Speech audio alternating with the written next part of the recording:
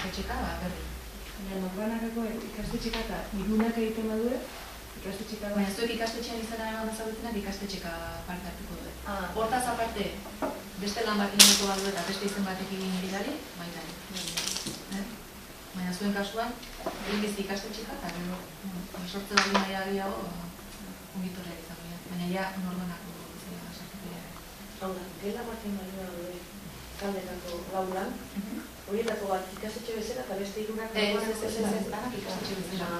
Zuen ikaslek parte hartzen bali badute izango da, gelan landutako lan bezala, ikastetxe bezala. Baita, bakarrak egin behar bai? Baita ere, bai.